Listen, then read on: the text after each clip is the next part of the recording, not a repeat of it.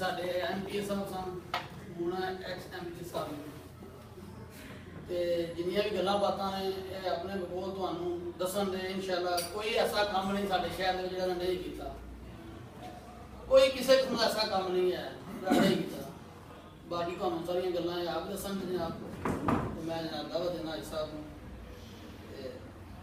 हम जनाब बिस्मिल्लाहिर्रहमानिर्रहीम अस्सलाम वालेकुम। सबसे पहले तो जी मैं खुरम भट्ट साहब का भी इमरान साहब का भी शुक्रिया अदा करता हूँ कि जिन्होंने मुझे मौका फराहम किया कि मैं अपनी जमात के मतलब अपने मुल्क के मतलब अपने जिले के मतलब आपको कुछ अदा कर सकूँ। बेसिक आजकल जो इस वक्त जो पोजीशन है मुल्क की ये क्यों पैदा की इसके पीछे कौन से ऐसे मामले हैं जो मुल्क को तरक्की नहीं दे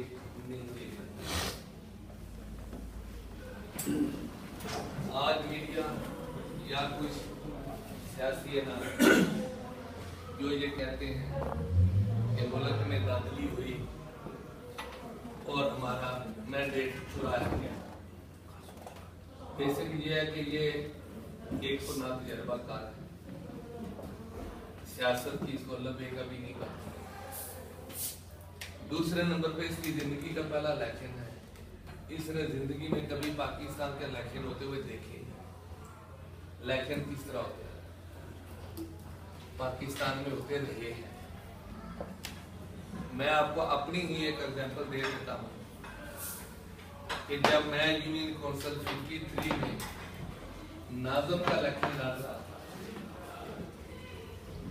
मेरी यूनियन काउंसिल और यूनियन काउंसिल एक ही है, मेरा पोलिंग स्टेशन और चौधरी का एक ही है, मेरा पोलिंग बूथ भी एक ही है, चौधरी का भी एक ही है।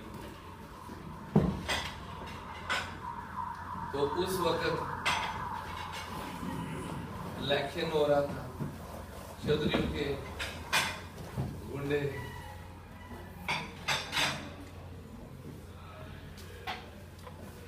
पुलिस पब्लिक सामने देख रही है और मेरी छाती के ऊपर उन्होंने बंदूकें रखी हैं और मेरे पीछे डंडे लेकर खड़े हैं कि पोलिंग छोड़ दो, आपको गोली मार देंगे। ईमानदारी से बात कर रहा हूँ। तो मैं 15-20 मिनट इसी कफियत में रहा। मैंने कहा गोली मार दो, पोलिंग नहीं करूँगा। और अल्हम्दुलिल्लाह अल्हम्दुलिल्लाह वहीं से मैं 300 वोटों से फिर जीता। फिर इन्होंने कॉमर्स कॉलेज हमारा गुजरात शहर में, वहां पर गए, वहां पर इन्होंने फायरिंग की। पोलिंग स्टेशन से बेल्ट पेपर उठा कर ले गए।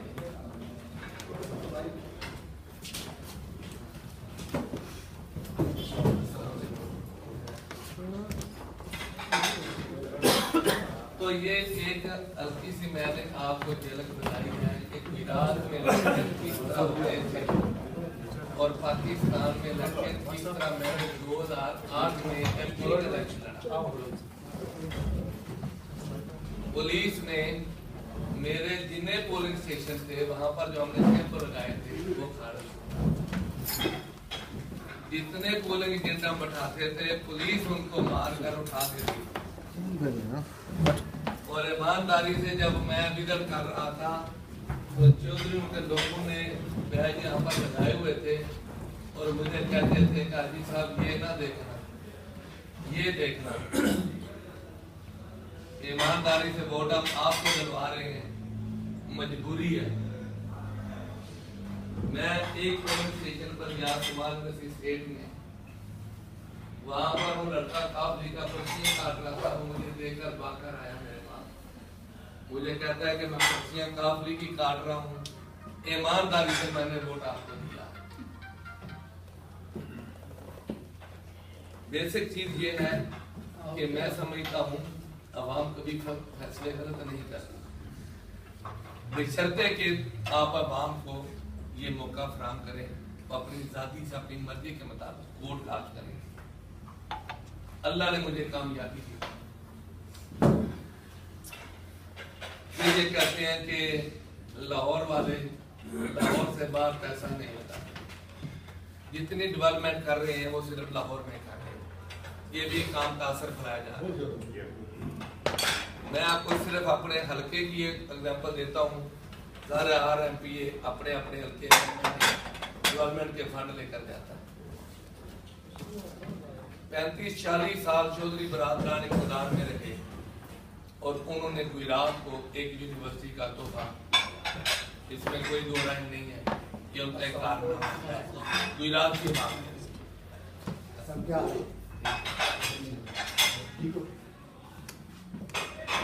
अल्लाह ने मुझे मौका फराहम किया तो मैंने वज़ीर आला से कहा कि चौधरी ने गुजरात में यूनिवर्सिटी बनाई है तो मैं मेडिकल कॉलेज बनाना चाहता हूँ। मुझे CM कहता अजीज साहब ये बड़ा मुश्किल काम है, आप छोड़े कोई और प्रोजेक्ट ले लें। मैंने कहा नहीं, अल्लाह का बड़ा एहसान है कि जो भी इरादा करता हूँ मेरा अल्लाह मेरी मदद भी करता है, मेरी रहनुमाई भी करता है। CM की मेहरबानी, उन्होंने इसकी अप्रूवल दे दी। 3 साल लगते हैं नोएडा मेडिकल कॉलेज के पेपर वर्क को कंप्लीट करने में। पाकिस्तान की हिस्ट्री की बात बता रहा हूँ। और मैंने नवाज शरीफ मेडिकल कॉलेज का नाम रखा और पाकिस्तान की तारीख का ये पहला मेडिकल कॉलेज है जो कि 7 माह के अंदर उसकी क्लासें स्टार्ट हुई और बगैर प्राइम मिनिस्टर, बगैर CM की अनाउंसमेंट के, जस्ट MP के काबिल से 7 अरब रुपए का प्रोजेक्ट है नवाज शरीफ मेडिकल कॉलेज। आज अल्हम्दुलिल्लाह पहला बैच उसका इस माह डॉक्टर बनकर निकल आया। हर साल 100 डॉक्टर वहां से निकलेगा। दूसरा प्रोजेक्ट मैं असेंबली के अंदर लेकर गया, 2 बोतलें पानी की बात जो हमारे शहर में लोग पानी पी रहे हैं।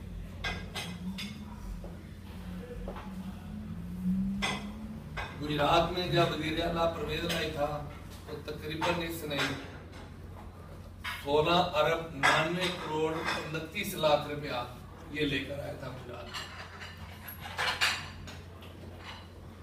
और कितने पैसे जब लगाए शहर की सड़कों पर तो शहर एक नया बन गया। तो मैंने फिर असेंबली के अंदर वो लड़ाई बोतलें, मैंने कहा इतना पैसा लेकर गया, उसके बदले में ये पानी गुजरात की आवाम पी रही है। तकरीबन हमारे हल्के में यानी PP 110 और PP 111 जो हमारी बढ़ती है, जिस हल्के से परवेज लाई वज़ीर आला था उसके हल्के के मैंने स्कूलों की पूरी डिटेल दी कि इतने स्कूल हैं, इसके प्राइमरी स्कूल इतने हाई हैं कि जो बच्चे दरख्तों के नीचे साए में बैठ कर पढ़ते हैं। और ये नारा मारता था पढ़ा लिखे पंजाब का। तकरीबन 50 स्कूल हमारे ऐसे थे जहां पर हेडमास्टर ही नहीं था और तकरीबन 30 से 40 बिल्डिंगें ऐसी थीं जहां पर फर्नीचर नहीं था, बच्चे नीचे बैठकर पढ़ते थे। उसमें गुजरात शहर भी शामिल था। गुजरात शहर के बच्चे भी नीचे बैठकर पढ़ते थे। यहाँ का एजुकेशन मिनिस्टर था, उसके हल्के की बात कर रहा हूँ।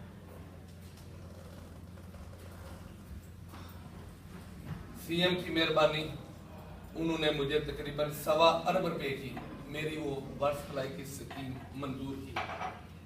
उसमें 17 ट्यूबवेल थे जो कि 600 फुट की गहराई पे मैंने बोर कराए। 1-1 लाख गैलन की टैंकियां मैंने मंजूर कराई। 15 यूनिट कौंसल है हमारे हल्के। 80 फुट की अपना हाइट है उसकी टैंकी की, बगैर डोंकी पंप की मोटर के। इंशाल्लाह ताला 3 साल के बाद पूरे मेरे हल्के में टैप भी नया होगा और लोगों को फिल्टर हुआ पानी मिलेगा इंशाल्लाह। इसके अलावा हमने गुजरात के लिए एजुकेशन में स्वीडिश कॉलेज के अंदर BTech की क्लासों के लिए हमने CM से मंजूरी ली। 20 करोड़ रुपए की उसकी बिल्डिंग कंप्लीट हो चुकी है। इंशाल्लाह इस साल क्लासें स्टार्ट होंगी। उसके अलावा फिर हमने अभी इस बजट में एक गुजरात के लिए नया पार्क मंजूर कराया है। आपके जो गुजरात के हैं जिले के उनको पता होगा, ठाला फाटक जो कि पुरानी रोड हमारी जीवी रोड होती थी रेलवे लाइन के साथ करीब, वहां तकरीबन 94 एकड़ जमीन है, उसकी हमने अप्रूवल ली है और 15 जो गुजरी है 30 तारीख को ठेका होना था उसका रोड का और दीवारों का। और ये आपके लिए यानी गुजरा वाला डिवीजन में सबसे बड़ा पार्क होगा। इसमें गुजरा वाला भी आएंगे, गुजरात के लोग भी जाएंगे, सियालकोट भी आएगा, आपका जेलम भी आएगा, मंडी बोलदिन के लोग भी आएंगे और ये इंटरनेशनल लेवल पर होगा इंशाअल्लाह ताला। इसके अलावा हमने एक शहर के अंदर 23 करोड़ रुपए से एक पार्किंग प्लाजा कंप्लीट कराया है। उसका मैं चंद दिन पहले अभी आने से 4-5 दिन पहले इफ्तिताह करके आया हूँ। ये है शीशा वाला जो दरवाजा है हमारा शहर का, रेक्स प्लाजे की बैच है, वहां पर तकरीबन 400 से 500 गाड़ी वहां पर खड़ी होती। शहीद चौक पे अभी आप फ्लाईओवर के लिए 1 अरब रुपए का फंड हमने इस साल लिया। गुजरात शहर की सड़कों के लिए इस बजट में हमें 1 अरब रुपया दिया गया है, जो 3 सालों में हमें पैसे मिलेंगे।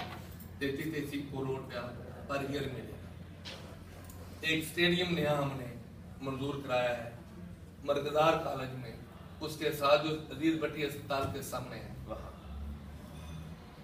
अजीज भट्टी अस्पताल में 5 नए ब्लॉक हमने मंजूर कराए हैं। तकरीबन 342 बेड का पहले ऑलरेडी हमारा अजीज भट्टी अस्पताल है और इसको हम तकरीबन 1000 बेड के करीब लेकर जाएंगे इंशाल्लाह। ये तासर कि सिर्फ लाहौर के अंदर डेवलपमेंट हो रही है, मैं कहता हूं कि ये सारी इंफॉर्मेशन फैलाई जा रही है।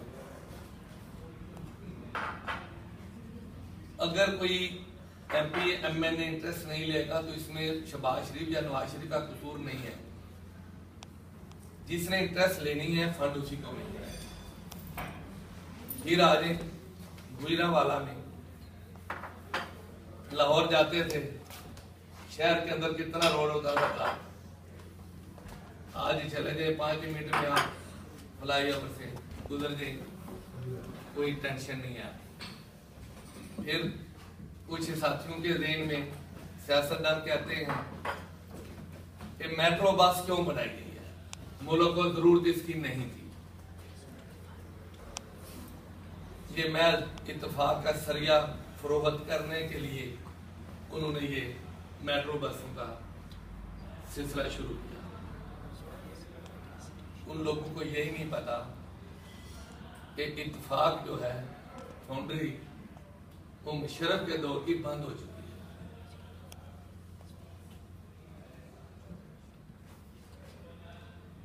सवा लाख से लेकर 1.5 लाख बंदा डेली 20 रुपए देकर 27 किलोमीटर तक सफर कर रहा है मेट्रो बस। और बसों में अमीर आदमी सफर नहीं करते, गरीब आदमी ज्यादा करते। इसका बेनिफिट मेट्रो बस का दूसरे जिला के लोगों को क्या है? हम रावी के पुल के ऊपर पहुंचते थे तो मीनारे पाकिस्तान दाता दरबार जाने तक कमो बेश हमारा 40 से 50 मिनट लगते थे। आज अल्हम्दुलिल्लाह 10 से 15 मिनट लगते हैं तो आप वहां पर पहुंच जाते हैं। सेविंग टाइम की हुई कमो बेश 2 से 3 अरब रुपए का सालाना आपकी बचत है पेट्रोल की। सरकारी मुलाजम अब गाड़ी नहीं लेकर जाते, वो बस में बैठते हैं, गाड़ी घर पे खड़ी करते हैं। यही सिलसिला उन्होंने रावलपिंडी शुरू किया, अभी मुल्तान होना है, फैसलाबाद होना है। फिर लाहौर से कराची तक मोटरवे बना रहे हैं, 50 अरब रुपया उसका फंड। जिनकी जमीनें रास्ते में आनी है, जो गवर्नमेंट ने एक्वायर करनी है, उनका फंड 50 अरब रुपया हुकूमत पाकिस्तान रिलीज कर चुकी है। पाकिस्तान क्या पूरी दुनिया में जिन ममालिक ने भी तरक्की करनी है, उनके रोड का होना अच्छा मसला है। जब नवाज शरीफ ने मोटरवे बनानी शुरू की थी तो आपको याद होगा उस वक्त भी मुखालफत की थी कि मोटरवे की जरूरत नहीं है, मुल्क को पैसे का ज़िया है। आज ईमानदारी से बताएं, अगर मोटरवे आपकी ना होती तो आज तुम्हारे जीटी रोड की क्या आलम था। लीडर वो होता है जो हमेशा आपके आने वाले वक्त को सामने रखकर डिसीजन करे। ये नहीं है कि सर पे पड़ गई है तो फिर आंखें खोले अब हमें क्या करना है। फिर आइए नवाज शरीफ का पहला दौर देख लीजिए, जब इसकी हुकूमत मुशर्रफ ने खत्म की, उस वक्त पाकिस्तान के अंदर बिजली वाफर मकदार में मौजूद थी। इंडिया हमसे बिजली मांग रहा था। आज बदकिस्मती हम इंडिया से मांग रहे हैं। लेकिन मैं समझता हूं कि जब 2013 का इलेक्शन हुआ तो पाकिस्तान के अंदर दो मेन इशू थे, एक बिजली की लोड शेडिंग और दहशतगर्दी दूसरी। आज अल्हम्दुलिल्लाह काफी हद तक आपको दहशतगर्दी पाकिस्तान के अंदर नजर नहीं आ रही होगी। सारी साथी जमातें एक पासे थी, एक तरफ थी, और नवाज शरीफ एक तरफ था। सारी जमातें कहती थी कि इनके ऊपर तय किया जाए, लेकिन नवाज शरीफ कहता था नहीं, टेबल टॉक पहला। जब टेबल टॉक नाकाम हुई तो इसी दौरान उन्होंने अपना काम छोड़ा नहीं था, एजेंसियों ने अपना काम किया। कौन कौन कहां कहां, उसका रिजल्ट ये कहते हैं कि जी आर्मी ने खुद ही कर लिया, हमें इत्मीनान में नहीं लिया। भाई ये चीजें ऐसी होती हैं कि इत्मीनान में लेते लेते ये राज लीक हो जाना था। ये प्राइम मिनिस्टर और चीफ ऑफ आर्मी स्टाफ के दरमियान तीसरे बंदे को पता भी नहीं हम क्या करने जा रहे हैं, और उसका रिजल्ट आज अल्हम्दुलिल्लाह आपकी आर्मी ने, पहले भी आर्मी की खिदमत पाकिस्तान के लिए लाजवाब है, और आर्मी हमेशा पाकिस्तान के मुश्किल वक्त में उसने अवाम का साथ दिया। चंद जर्नैल जिन्होंने अपने इक़्तिदार के अवस के लालच में मुल्क को तबाह बर्बाद किया, लेकिन बेसिक आर्मी ने तो नहीं किया। पूरी फौज को तो ब्लेम हमने नहीं देना। आज अल्हम्दुलिल्लाह दहशतगर्दी पर भी कंट्रोल हुआ। आपकी जो लोड शेडिंग है बिजली की, पाकिस्तान के अंदर 22,000 मेगावाट बिजली की कैपेसिटी है जो हमारे सिस्टम में है। 2013 से लेकर अब तक 23,000 नए मेगावाट का एग्रीमेंट नवाज शरीफ कर चुका है। अब प्रॉब्लम क्या है इनको, कि जिस तेजी के साथ शहबाज शरीफ और नवाज शरीफ पाकिस्तान की डेवलपमेंट कर रहे हैं, बिजली की लोड शेडिंग भी पहले से कम हो गई, दहशतगर्दी भी खत्म हो रही है, डेवलपमेंट भी कर रहे हैं, डॉलर का रेट आपका डाउन हो रहा है, पाकिस्तान में इन्वेस्टर आ रहा है। आपका यहां से बड़े इन्वेस्टर गए हैं जो बिजली के प्रोजेक्ट लगा रहे हैं। चाइना 36 अरब डॉलर की इन्वेस्टमेंट वो लेकर आ रहे थे, और ये कहता है इमरान खान के वो कर्जा ले रहे हैं। सिंपल सा नवाज शरीफ शहबाज शरीफ कार्रवाई भी है, उनको पता है। सिंपल सी बात है कि जो कोले के ऊपर बिजली का जो यूनिट लगाया जा रहा है, जो 10 मेगावाट का प्लांट है, 1 अरब रुपया पाकिस्तानी इसके ऊपर कास्ट आती है, और उस यूनिट का जो खर्चा है वो 9 रुपए पर यूनिट आ रहा है। हुकूमत पाकिस्तान उनसे 11 रुपए की यूनिट खरीदेगी। ये एग्रीमेंट है हुकूमत पाकिस्तान का इन्वेस्टरों के साथ। बिजली उन्होंने पैदा करनी है, हुकूमत पाकिस्तान ने उनसे खरीदनी है, और जब खरीदेगी तो फिर उनको पर यूनिट के हिसाब से पैसे देगी। हुकूमत पाकिस्तान ने क्या करना है, उन्होंने उनको एक तो लैंड में जो सरकारी रेट है वो लैंड उनको लेकर देनी है। दूसरे नंबर पर उनको रेलवे लाइन की जो पटरी है वो डालकर देनी है, ताकि ट्रेन के थ्रू उनको कोला मिले, सस्ता मिले। ये 2 चीजें हुकूमत पाकिस्तान ने उनको देनी और उनसे 9 रुपए के हिसाब से लेनी। अब हुकूमत पाकिस्तान का टारगेट क्या है, हमने बिजली को सस्ता भी करना है। पानी पे, हवा पे, कोयले पे, सोलर पे, ये 4 टारगेट है उनके जिनके ऊपर वो काम कर रहे हैं। सबसे सस्ती बिजली पड़ती है हमें पानी पे। 9000 मेगावाट के 2 डैम हुकूमत पाकिस्तान ने इस साल एग्रीमेंट की है और उनके ऊपर काम कर रही है। ये 2025 में जाकर कंप्लीट होंगे। सोलर पे रात दिन काम हो रहा है।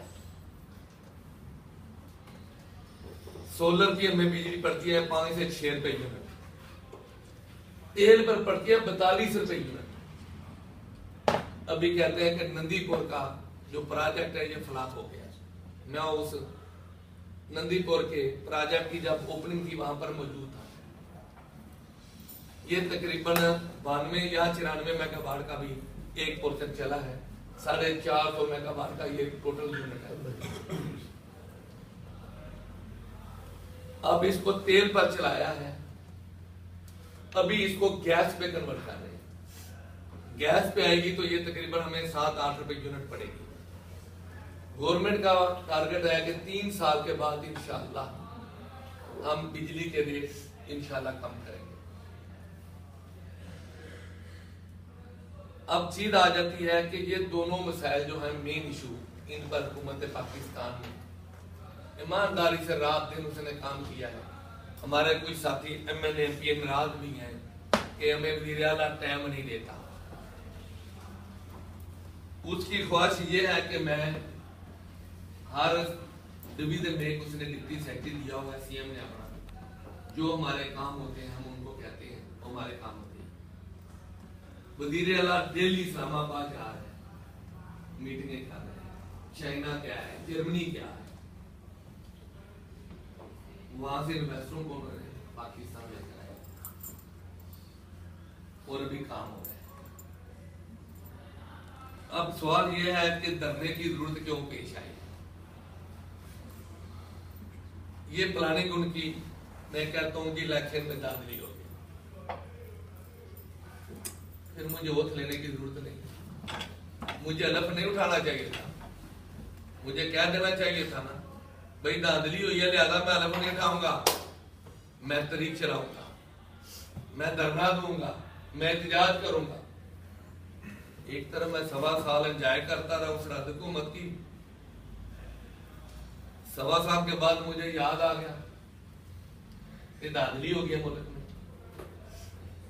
भाई जरूर खामी है हमारे सिस्टम में, लेकिन ये तो देखो ना, ये इलेक्शन की मुरी सिस्टम आपका चलेगा तो खामियां नजर और उनकी सलाह करेंगे। जब मैंने नाजम 2000 में इलेक्शन लड़ा, बगैर शनाख्ती कार्ड के वोट डाला जाता था।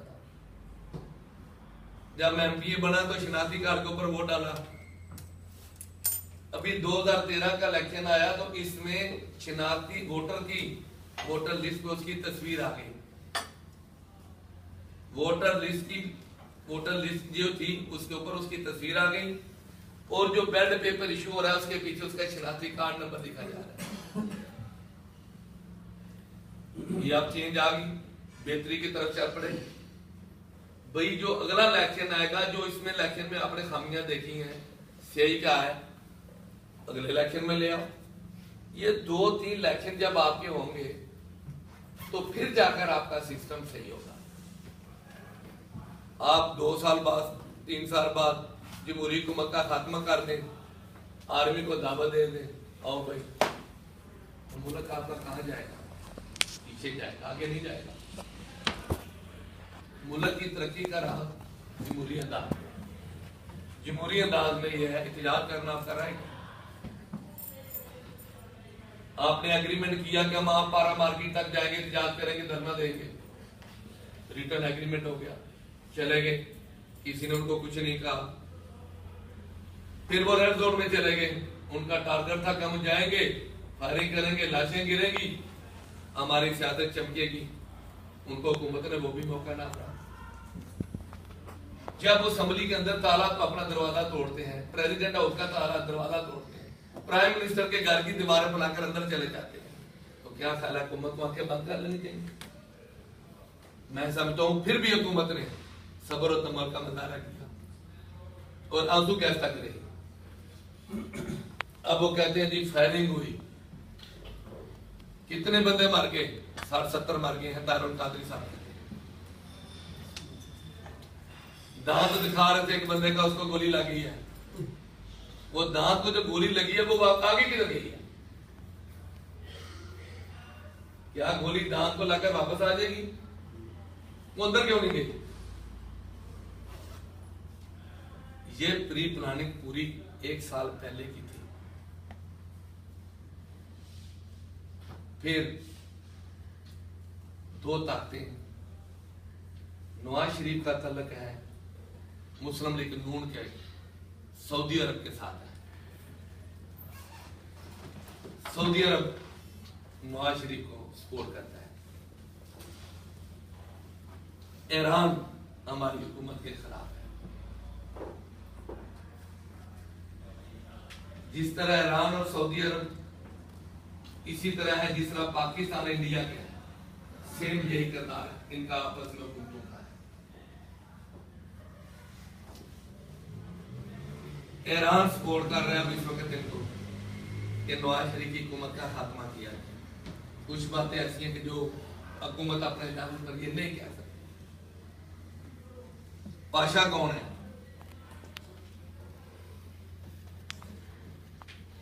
अमेरिका का मुलाजम है, यूएई में उनका इंचार्ज है, जो हमारा आईएसआई का था। ये पाकिस्तान में गया है, तारुल कादरी को मिला, इमरान खान को मिला, इनको इकट्ठा करके 14 अगस्त को अपने ये काम करना है। 14 अगस्त हमारा आजादी का दिन था, क्या ये आगे पीछे नहीं हो सकता था? उसी दिन हमने ये मुल्क में अफरा तफरी बनानी थी, पूरी कौम आजादी मना रही थी, पूरी दुनिया में मना रही थी। ये एक प्लानिंग थी, सोची समझी साजिश थी। आज फिर वो वापस आ गए। अभी क्या कर रहे हैं? ये ऐसा भी धरना होता है? शाम को आए, गुजरा किया, चलो भाई खत्म शो, कल शाम को फिर चलेगा। तो धरने का तो मकसद है उधर बैठ जो नीचे, 24 घंटे उधर ही रहो। एक तरफ कह रहे हैं कि हम लीडर हैं, मैं उधर ही सो जाऊंगा, मैं अवाम के साथ आऊंगा। जब 14 अगस्त को इमरान खान निकला है तो उसने यही कहा था, तो पहली रात थी वो तो घर चला गया था, दूसरी रात भी चला गया, नहीं गया। तो लीडर है तो फिर उनके साथ मामला। सिंपल सी बात ये है, हुकूमत को 5 साल का टारगेट मिला, मैंडेट दिया आवाम ने, 5 साल पूरे करे। अगर डिलीवर नहीं कर सकेगी भारत, वो क्या कह रहा है? मुझे जल्दी या नया पाकिस्तान बनाने की, मैंने शादी करनी है। ये मैं अपनी तरफ से तो नहीं कह रहा, उसने कहा कि नहीं कहा? भाई तुमने पहले शादी की है, बगैर निकाह के तुमने कितनी शादियां की, हमें कोई इतराज हुआ? तुमने ये उधर की, हमें कोई इतराज हुआ? तो अब तुम नहीं कर देगा तो हमें क्या इतराज होगा? भाई तू अपनी शादी की खातर मुल्क का तो बेड़ा करेगा। फिर वो झूठ, कसमें, रोजाना नई बात, भाई धांधली हुई है। मैं इसलिए ये बात करने लगा क्योंकि मैं खुद इस प्रोसेस से गुजरा हूं। इलेक्शन होता है, हमारे पोलिंग एजेंट बैठे होते हैं, जब गिनती कंप्लीट होती है प्रिजाइडिंग अफसर वहां पर सारे पोलिंग एजेंटों से सिग्नेचर कराते हैं कि भाई ये आपकी निगरानी में पोलिंग हुई, कितने बैलेट पेपर इशू हुए, कितने मैं लेकर आया था, ये मेरे पास पड़े हुए हैं।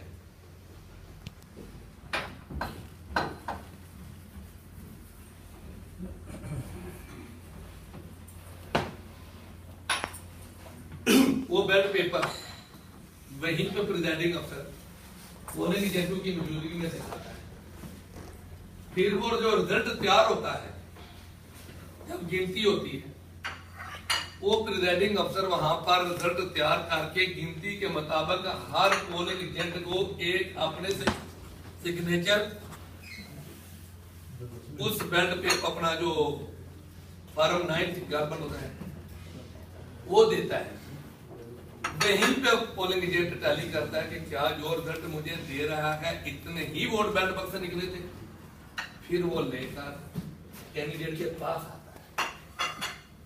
अभी जो हमारा इलेक्शन हुआ तकरीबन 11:15 बजे के करीब हमारा रिजल्ट हमारे पास 100% 119 पोलिंग स्टेशन है हमारे पास आ चुका है और 4300 वोट से हम लीड कर रहे हैं। रात को मैं भी वहीं पर था सेशन कोर्ट में, तो शिजात भी, परवेज लाई, वजात, कुल्लो सारे उधर, आप भी सारे उधर। ये ऑफिशियल रिजल्ट उनसे लेना होता है। मैंने अपनी जिंदगी में मैंने उनको कहा कि देखो निजाम कुदरत, इधर बैठा हुआ था बेंच के ऊपर चौधरी शिजात, परवेज लाई, मोहम्मद साहब, और सामने बेंच पर हम बैठे हुए।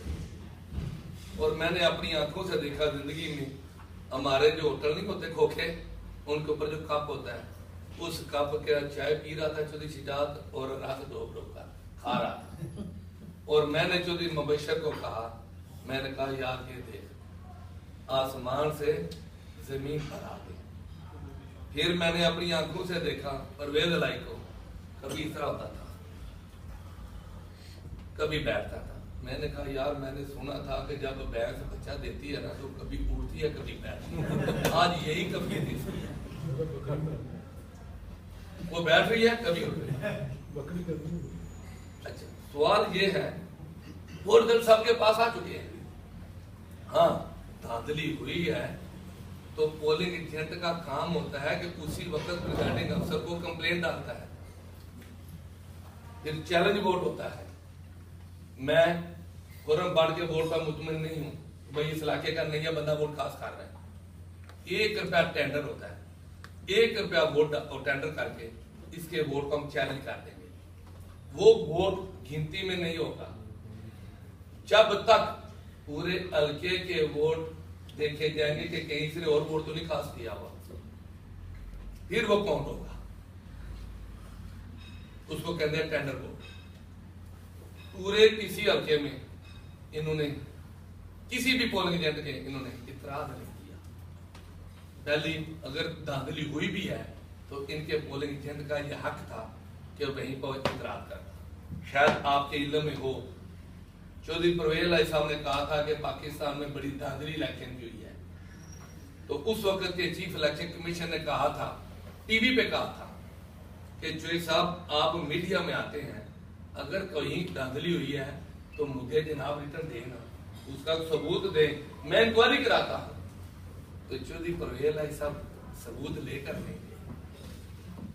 फिर एक लीडर का काम नहीं है कि बगैर किसी सबूत के किसी के ऊपर इल्जाम लगा दे। अभी कल की ही बात है, किसने कहा था ना जी इफ्तिखार ने भी जनाब धांधली कराई, और जो रिटर्निंग अफसर थे जज साहबान, उनकी मीटिंग कॉल करके इसने किया था। तो कल उन्होंने सारी उसकी स्पीच को सबके सामने सुना दिया कि ये उसने स्पीच की थी इफ्तिखार ने कि आपने ईमानदारी से अपनी जिम्मेदारी पूरी करनी है, इलेक्शन फेल कराना। ये कभी ब्रिगेडियर ने धांधली कराई। अभी इसने एक इल्जाम लगाया था शेर अफगन है लड़का इलेक्शन ऑफिस में, मेरे हल्के का, मेरा हमसाया। यानी उस शख्स की हर इलाके का बंदा गवाही दे सकता है। 21वें ग्रेड का है, उसकी घर की छत बाले पड़े, उसके घर का फर्श पुराने वक्त की ईंटें होती थी बट्टे वाली, वो लगी।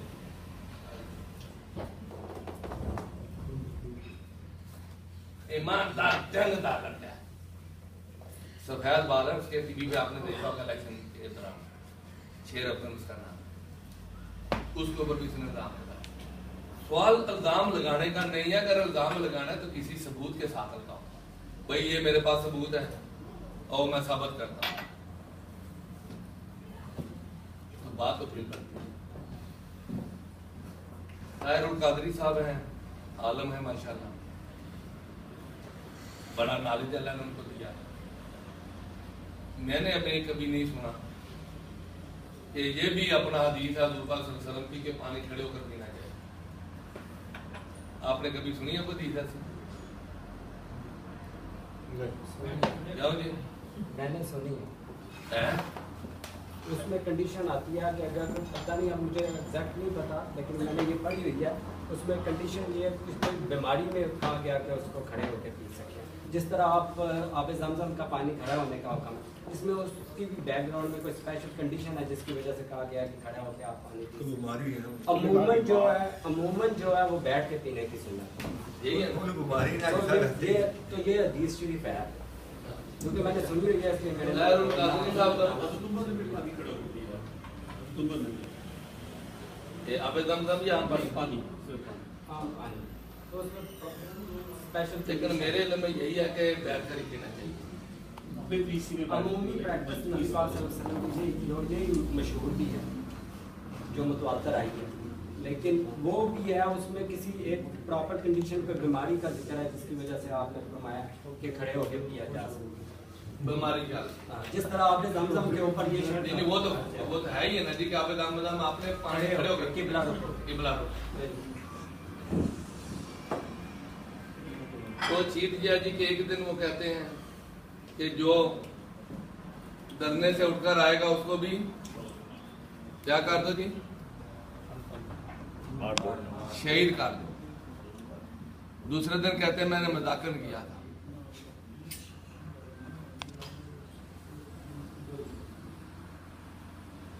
फिर ये कहना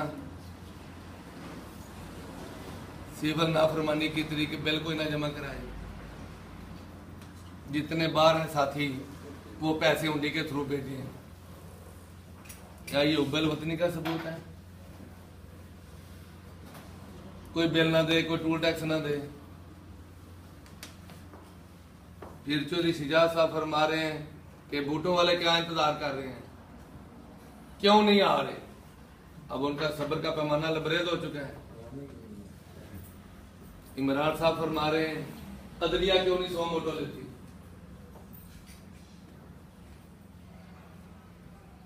यानी ये सारी चीजें ऐसी हैं कि जो मुल्क को तबाह बर्बाद करने की बनतुली। सिंपल सी बात ये है कि मुल्क आपका सही सीमत पे चल रहा था। हाँ, अगर ना चला अपना नवाज शरीफ 5 सालों में ना डिलीवर करता, फर्क हो जाता। 5 साल जाते हुए कौन सा वक्त लगता है? जरदारी ने 5 साल किए ना, फर्क हो गया। नवाज शरीफ डिलीवर नहीं करेगा, ये भी फर्क हो जाए। लेकिन वो रात को देखता ख्वाब में वजीर आज़म था, सुबह आंख खुल जाती है, नीचे चेयर ही नहीं होती। तो ये सिलसिला तो नहीं होता। बहरहाल जो उनकी ख्वाहिश है कि मुल्क में मार्शल आएगी, इंशाल्लाह नहीं आएगी। मुल्क में अमन भी आएगा, खुशहाली भी आएगी, इंशाल्लाह मुल्क तरक्की भी। शुक्रिया जी, मैंने काफी आपका टाइम ले लिया। Thank you. अस्सलाम।